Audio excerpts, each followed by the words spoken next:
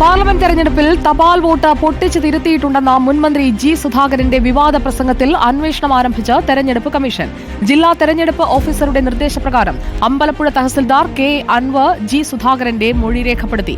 തെരഞ്ഞെടുപ്പ് കമ്മീഷന്റെ നടപടിയെ താൻ എന്തിന് ഭയക്കണമെന്നും കൊലക്കുറ്റം ചെയ്തിട്ടില്ലല്ലോ എന്നും ജി സുധാകരൻ പ്രതികരിച്ചു.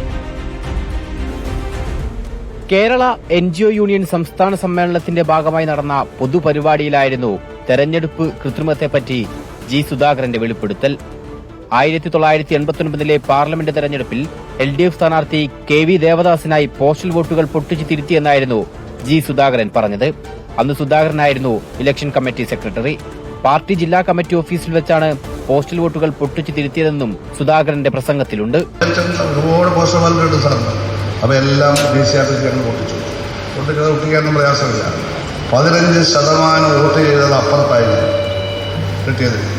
ഒട്ടിച്ച് വെരിഫൈ ചെയ്ത് ഞങ്ങൾ തിരുത്തി. എൻ്റെ പേര് കേസെടുത്താലും കുഴപ്പമൊന്നുമില്ല. തിരുത്തി ഞാൻ ഇലക്ഷൻ കമ്മിറ്റി സെക്രട്ടറിയാണ് ദേവദാസിൻ്റെ, ഞാനാ സെക്രട്ടറി. അപ്പോൾ ഞങ്ങൾ ഇട്ടു. സംഭവം വിവാദമായതിന് പിന്നാലെ പരിശോധിച്ച് കേസെടുക്കാൻ ജില്ലാ തെരഞ്ഞെടുപ്പ് ഓഫീസർക്ക് മുഖ്യ തെരഞ്ഞെടുപ്പ് കമ്മീഷണർ നിർദ്ദേശം നൽകിയിരുന്നു. പിന്നാലെയാണ് ജില്ലാ കളക്ടറുടെ നിർദ്ദേശാനുസരണം അമ്പലപ്പുഴ തഹസിൽദാർ കെ അൻവർ പുന്നപ്രയിലെ വസതിയിലെത്തി ജി സുധാകരന്റെ മൊഴി രേഖപ്പെടുത്തിയത്. റിപ്പോർട്ട് കൊടുക്കുന്നത് ഇപ്പം കളക്ടറെ കൊടുക്കും, ജില്ലാ കളക്ടർ.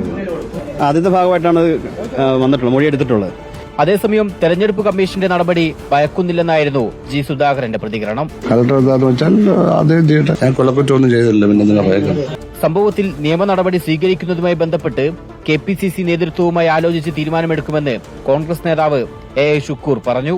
അതേസമയം തെരഞ്ഞെടുപ്പിൽ അട്ടിമറി നടന്നുവെന്ന് ചൂണ്ടിക്കാട്ടി ഹൈക്കോടതി അഭിഭാഷകനും പൊതുപ്രവർത്തകനുമായ കുളത്തൂർ ജയ്സിംഗ് ആലപ്പുഴ സൌത്ത് പോലീസിൽ പരാതി നൽകിയിട്ടുണ്ട്. റിപ്പോർട്ടർ, ആലപ്പുഴ.